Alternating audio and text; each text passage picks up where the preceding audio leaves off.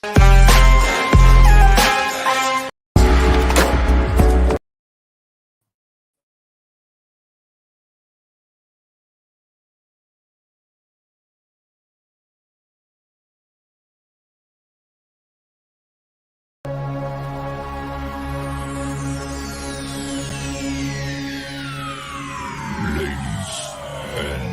gentlemen, may I have your attention, please? The show starts in 10, 9, 8, 7, 6, 5,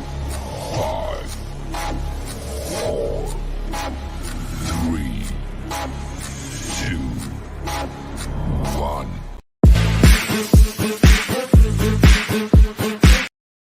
Ladies and gentlemen, welcome back to Invest in Yourself, the podcast series. I am, of course, your host with the most, Phil Better. And with me, I have Anthony from Capes on the Couch. Anthony, how are you doing today? I'm doing very great. Thanks so much, Phil. And it's a pleasure to be on the show. I'm very happy to talk to you because I am a nerd of the superheroes. But I'm not a superhero nerd. I love superheroes, but I don't know a lot about them. But your podcast helps people with that. Well, we do try and provide some kind of background on the characters that we discuss. But as I like to say, we're not a show like Geek History Lesson or something where we're going to give you in-depth background on those kinds of characters. We're more focused, obviously, on the mental health aspect, the psychiatric issues and things of that nature. Yeah, no, it's great. It's a great bringing two worlds together because I don't think like some people focus on just like the mental health aspects and it's hard to relate to. But when you go into superheroes, which is so huge now, and you bring that into your world, and it's like you're hitting two stones with one bird or one bird. Jesus, I'm messing up all my words today. Today is just not a good day for Phil. Two birds, one stone. There we go. Two birds, one stone. Anthony, how about you do a quick introduction to my audience while I try and get my brain to work properly? No problem. So my name is Anthony Sytko, and I am the co-host of a show called Capes on the Couch, where we examine the psychiatric and mental health issues of superheroes. My co-host, Doc Issues, is also my best friend of 25 years, and he is a board-certified psychiatrist. And so each episode, we focus on a particular character. Sometimes it's a theme, and sometimes it's a relationship, but 9 times out of 10, it's a character. And we provide a little bit of the background on the character so that you have an understanding of who they are and their appearances throughout publication history. And then we dive into 3 psychiatric or mental health issues that they have, whether it's trauma they suffered when they were younger, whether it's something ongoing in their relationship. And we correlate their problems to real world interactions and sort of how those problems are very common to all of us as real people. And then we examine what a treatment situation would be like for the character, both in universe, like obviously operating within the context of whatever, whether it's Marvel, DC, IDW, what have you. And so those kinds of therapy sessions can often be very fantastical and things that obviously we don't have the opportunity to do in real life. And then we say, what would a real person with these issues go through? What would a therapy session with a real person dealing with whatever the issues that we've identified struggle with? And so we discuss that and discuss real world treatment options. And then at the end of every episode, we role play a little skit, and it gives us an opportunity to have some fun, but also present real legitimate psychiatric treatment options in what a therapy session with that character would sound like. And some of them are very funny. Some of them are very sad. We've had a couple where we've cried writing and recording them. And then there's other ones where we've just, laughed our butts off. So it really runs the gamut. We're coming up on 150 episodes. And so we've been doing this now for about 4 years, and it's growing, a little bit day by day. And so, we're very excited about it. We definitely love the show. It's a very interesting take, obviously. What made you guys decide to not only focus on superheroes, but the mental health aspect of superheroes? Well, the idea for it started a while back. We were driving to a Tough Mudder event, and I don't know if you're familiar with Tough Mudder. I'm I've actually heard. wearing a Tough Mudder T-shirt, and so we were driving to Pittsburgh. We're both from New Jersey. We were driving to Pittsburgh for this event, and we had been talking for a while about this idea of melding superheroes and mental health, because we said that there are so many characters with incredibly relatable mental health issues that it would be we had the idea that it would be a great way to sort of destigmatize the discussions around mental health, because so often we talk about, or in society we discuss therapy as though it's a bad thing. We talk about mental health as though it's something different. We talk about depression as, well, why don't you just try being happy? And those kinds of, I mean, but it's like it's well intentioned, but it's Mhm. so it's so Short wrong. of the mark. Yes, well short of the mark. And so Yeah. we said, is there a way that we can break down those discussion topics in a way that real people can relate to? And we said, well, we're both huge nerds, and superheroes obviously very much in the cultural zeitgeist. And so we said, well, there's tons of characters that need therapy, like, whether the obvious, one of the obvious ones is Batman. We I we think did an he's entire the month poster just child for mental health issues. well, yes and no. I mean, I think we did an entire month on Batman, just devoted to because there's so much to talk about. It's such a rich history. And we brought on Dr. Travis Langley, who literally wrote the book on Batman and psychology. That's what it's called. But in any case, we were looking at various avenues to get that message out there. And so Doc Issues, my co-host, said, well, I listen to a lot of podcasts, and I think if we do one character per episode, that would be a really interesting topic. And I obviously heard of podcasts, but I didn't really listen to them too much, because my commute back and forth to work is about an hour. And I was like, I can't sit and listen to somebody talk for an hour. I'll, want to stick an ice pick in my ear. But so I started doing some research on other podcasts and the idea behind it. And I said, you know what? There's a lot of value there. And I think it's a venue that we can utilize to really get the message out there. And if we do it in a particular way, we can really reach people and pie in the sky thinking, but change hearts and minds. And I'm not ashamed to say that we have in fact done that. I'm not trying to be braggadocious or anything, but we have heard from several listeners that episodes and topics that we've talked about have really helped them cope with various hard points in their life. We've heard from folks going through medical school and going through therapy training and stuff, that listening to our episodes help them piece together topics and ideas that they had difficulty wrapping their head around. So we're really out there. We're not massive, but we've got what I consider to be a devoted following, and we are incredibly grateful for every single one of the listeners that we have, the folks that support us on Patreon. And so it's just kind of become this thing in this community.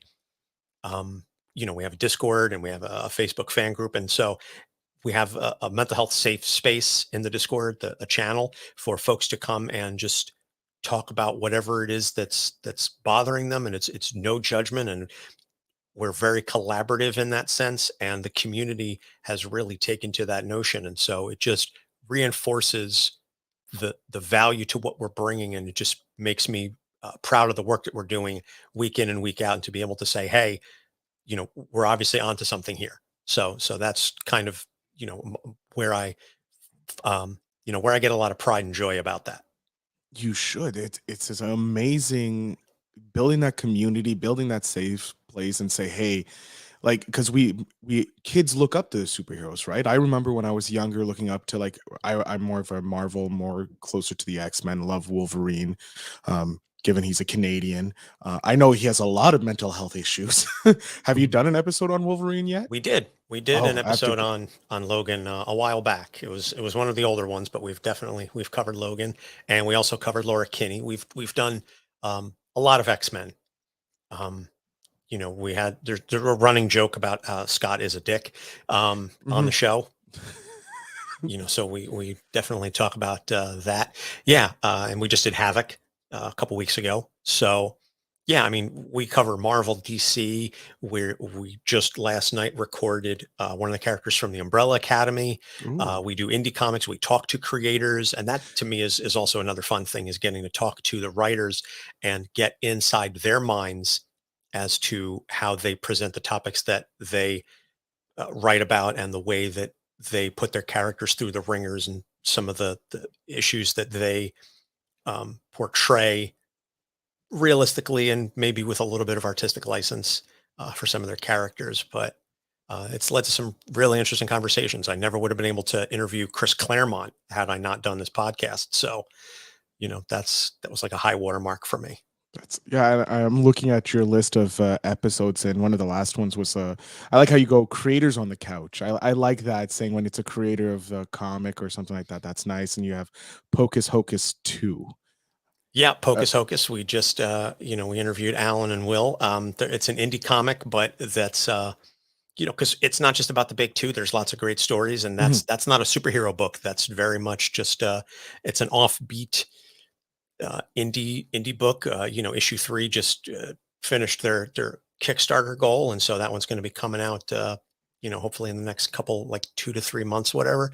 Um, it's just a fun one about a guy who makes a Faustian bargain and with a demon for fame and fortune, and realize he gets in way over his head, and he's dealing with stuff now that he never expected or anticipated.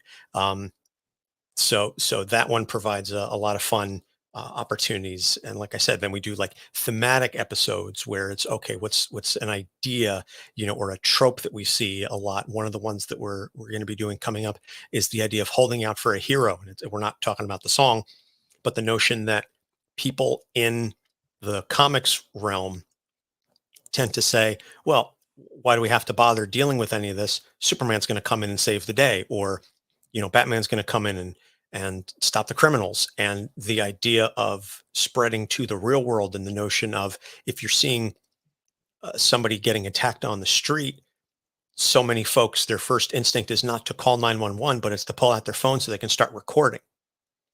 You see a fight going on in the middle of the street, and you're like, oh my God, somebody needs to stop this. Meanwhile, somebody else is out there with the cell phone going, World Star, that kind of thing. Have to be So it's, careful when it's, drinking. yeah, I didn't mean to make you do a spit take, but it's just that idea that, the folks are always waiting for somebody else to step in and save them. And so there's that kind of real world corollary. And so we're very much looking forward to diving into that kind of, um, you know, academic sort of discussion. I mean, like I said, we go all over the place. We've talked about PTSD. We've talked about grief and loss. I mean, we just took a month hiatus because my coworker's mother died, and so we talked about my co-host's mother died, and so we talked about that sort of when we were talking about number 4 from the Umbrella Academy, Seance, Klaus Hargreaves, and how he's able to communicate with the dead and things. And so we just, like I said, recorded last night, and it was kind of oddly prescient how many of the topics that we were discussing within that character also kind of related to what Doc has been going through and dealing with. Mhm. Um, so, like I said, it gives us the opportunity to really touch all manner of topics and subjects and discuss them in a way that is entertaining while also being educational. And like I said, we're really proud of the work that we've done in the past 4 years, and continuing to grow and evolve the show moving forward. Well, it is a great show. I'm looking forward to listening to more episodes, more of the fuller episodes. I've eaten bitten off bits here and there, 5-10 minute chunks off your episodes. But I was looking over at Listen Notes, which is my favorite website when I have podcasters, because either they know about it or they don't. And you obviously know about it because you've claimed your podcast. You're a Yep. top 2% podcaster, Well, which is insane. Like we're not that big. Like top 2% out of 2.7 million podcasts. That's big. and I think yes, but by the same stretch, I think that number tends to be a bit misleading, because I mean, if you really look at the number of podcasts that fade after, I Mhm. mean, I think it's like 50% of podcasts that start don't make it past like 7 episodes. It's like if I'm not mistaken, it's like only 20% of actual podcasts go past 10 episodes and have like lifelong, like there's like 80% of podcasters fail after 10 episodes. Yeah, and so like I said, the fact that we've been going for 4 years, we're coming up on 150 episodes. I mean, obviously, we're not. You can tell just by the numbers that we haven't done it exactly every week. We do take breaks here and there. We Mm. we take a break around the holidays to give us a chance to reflect and whatever. We take a little bit of a summer break. I took a break a couple years ago when my son was born. We're going to be taking another break, end of May when my daughter's born. So, you know, because we practice what we preach, and when we say that you can't pour from an empty cup, and that you Yeah. have to be able to provide for yourself and for those around you before you're able to do anything for anybody else. That's why we took the hiatus when Doc's mother died, because I couldn't expect him to turn around and say, yeah, now we're going to talk about mental health while he's still obviously grieving, and I was grieving too.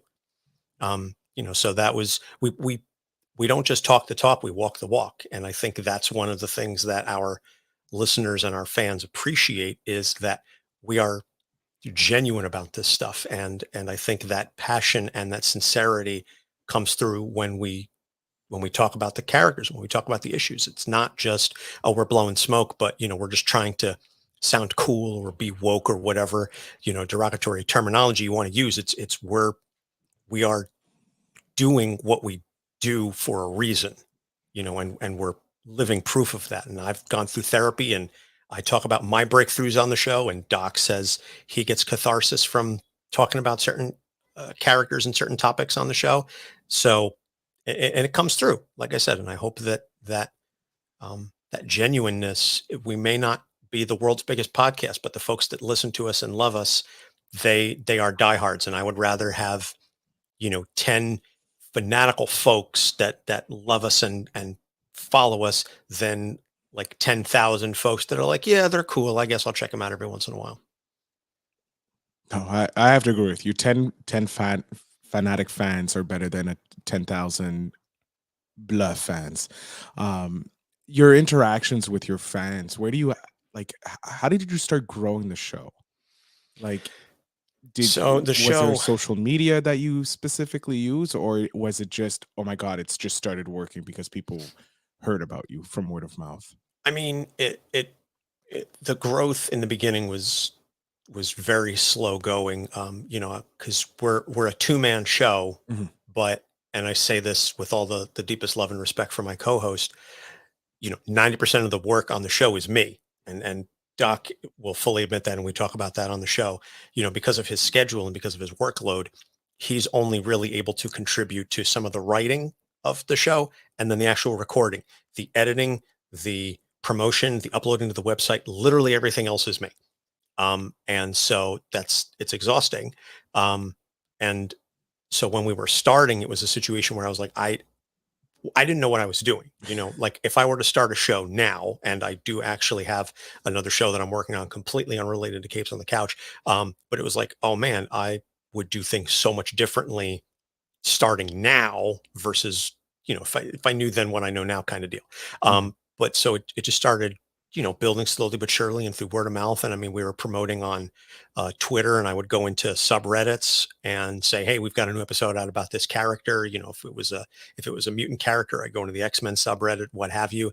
And I remember really thinking like, oh my God, like this is kind of big when we launched our Patreon, and like the first two or three patrons were like, my mother was one of them. One of my best friends, like I was his best man in his wedding and stuff like that. And so it was like a couple people that like we knew and played poker with. And then it was like, oh wow, somebody that we don't know is giving us money.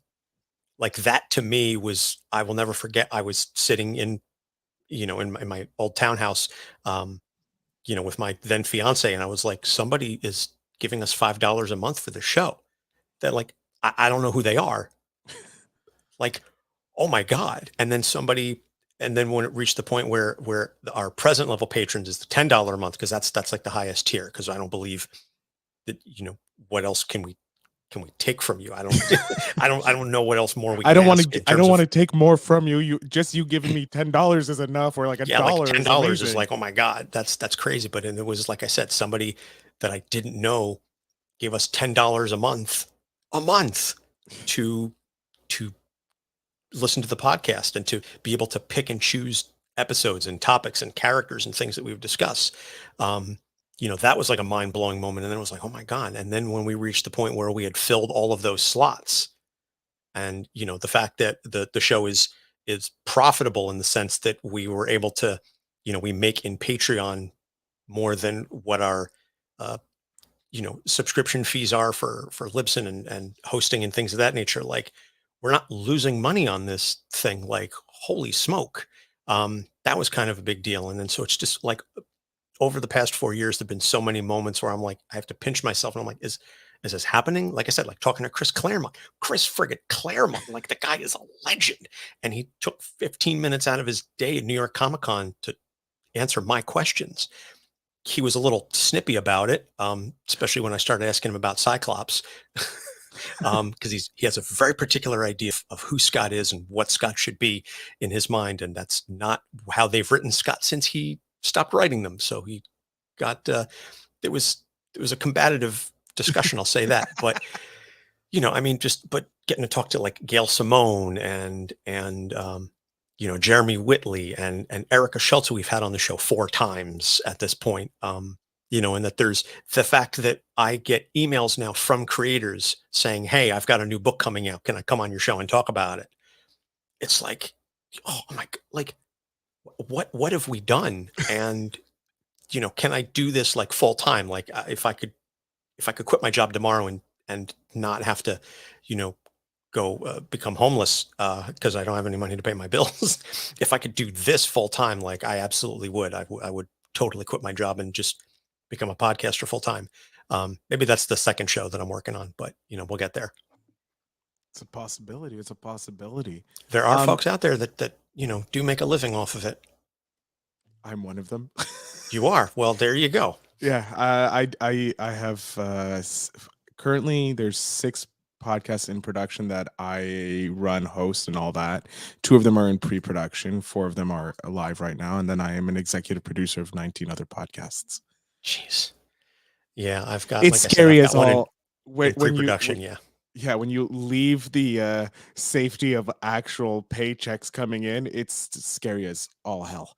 But I know you with your passion. Like I'm sitting here, I'm like, oh my God, this is someone after my own heart, because I can hear the love of podcasting, because you just love delivering your content to your audience, because you're helping people. Yeah, that's like I said, what it's about. I mean, I was a radio news anchor for a couple of years, and so I have a law degree, and I was an elected official for 3 years in my hometown, and so this idea of service to others and serving something bigger than myself has always been a part of my life. And um, I mean, even now, in my day job, I work for the government. It's not a glossy type position, but uh, I'm working with the public, and I'm helping folks, and I'm able to answer questions. And sometimes it's more reactive than proactive, but at the end of the day, I'm able to say, hey, I'm helping folks. And so that's what this podcast is. And, if we can continue to spread that message and get folks to understand and destigmatize some of those discussions, and maybe stop using some slurs that are considered jokey or whatever, but are actually, harmful to folks with disabilities and on other various issues, to be able to say, hey, you know what, I heard them talking, I used to use this word, but then I heard them talking about this issue on the Capes on the Couch podcast. And I said, oh, you know what? I didn't realize that I could hurt somebody like that. Or to the other part of it is to be able to say, I've been struggling with something for a long time, and I didn't know how to put it into words. And then Anthony and Doc were talking about this particular topic, and it just made me realize, like, wow, this is what I'm dealing with. And this is how I'm able to better cope with it. And we say all the time, Doc is not your therapist. We encourage folks to seek out their own licensed mental health professionals, but we also remind them, you are not alone, and help is out there, and that there are professionals out there who are willing and able to assist if you would just take that first step and actually make the call or the email or what have you. And your life will be better. Your life will see market improvement. And I know, because I'm living proof. I'm I'm not living just a proof too. co-host. I'm not just a co-host. I'm also a client. I have to say, I am also. I swear down therapy is probably the thing that's changed my life and helped me go from being a miserable person to a semi-happy person, which is way better than being miserable all the time. And yeah, therapy is something that Amen to that. Amen I to that. I yeah, mean, you have to find the right therapist. Obviously, yeah. not every therapist is right for every single person, but if you find somebody that you connect with and that is willing to listen to you and able to help you pinpoint your problems and help you address them in a healthy manner, Mhm. it is eye-opening. I recently just I finally got a diagnosis of ADHD after like struggling with things for years, probably decades. And then so I started Adderall and it was like I could have been doing this whole time. Like, Life could why have been did a bit easier. I, but it was, I was fighting myself. And so I reached a point where I said, I'm tired of trying to swim against the tide, and I will go with the flow and go with my natural instincts and work smarter, not harder kind of deal. And it's been life changing. And so, even when I was going through therapy, I'm not going currently, although I am working on finding another therapist to go back to, um, because I've got a couple other things I need addressing. And so I say, to anybody out there, if you're considering it, try it. Go make the phone call, take that first step, whether it's even if it's something like BetterHelp or a telemedicine, even if it's something like that, somebody that can assist you and that can be that ear that you need, that sounding board to be able to say, this is something that I'm struggling with, can you help me? And there is somebody out there who is willing to say, yes, I can. We just need to take that step. I don't have any follow up with that because that's like one of the best ways to end an episode.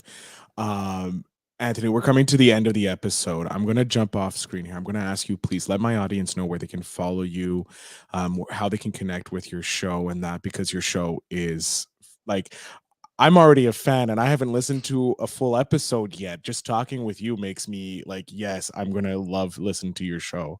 And the first full episode is going to be on Logan. So I'm definitely going to do that. So I'm off the screen. It's all yours, sir. All right. Well, thank you again. My name is Anthony Sytko, co-host of Capes on the Couch.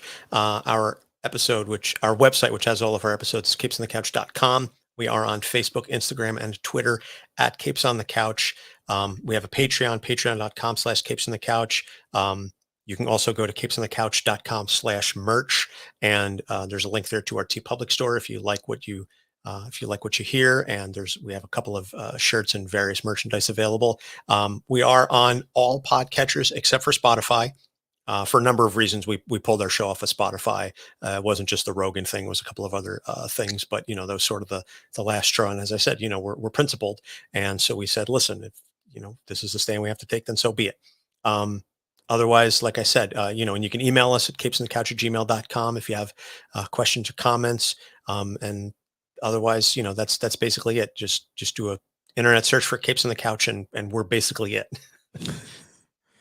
And of course, my audience, the show notes will have all the links to Anthony and the Docs podcast, Capes on the Couch, so that you can follow them, support them in any way possible, because, hey, they're bringing mental health into relatable ways so that you can see that even if even superheroes need it.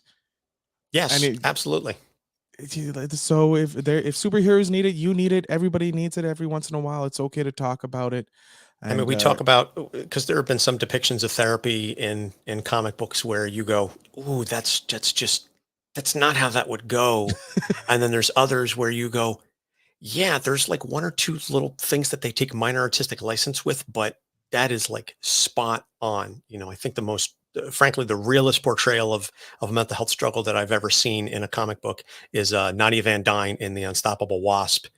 Um, her bipolar breakdown is authentic. It's a little compressed for time, Mhm. for dramatic pacing and stuff, but everything that she goes through, the cycle of manic and depressive, is so realistic. And we talked to Jeremy Whitley about that, and he said he consulted with mental health professionals, and he wanted to get it real because he said the real thing was so much more heart-wrenching and hard-hitting because of the realism than anything he could just come up with just for the sake of whatever. Two-Face is not bipolar. Nadia Van Dyne is.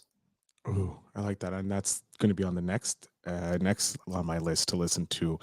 Anthony, I want to thank you so much for being a guest here. I've had an amazing time talking with you, and I'm so glad I was able to connect with you about your amazing podcast, because it's an awesome resource for people to feel like they're not alone, and have a deeper connection with some superheroes, because it does make them more relatable. So thank you for that. And to my audience, remember to invest in yourself and have a great day. Thanks, Phil.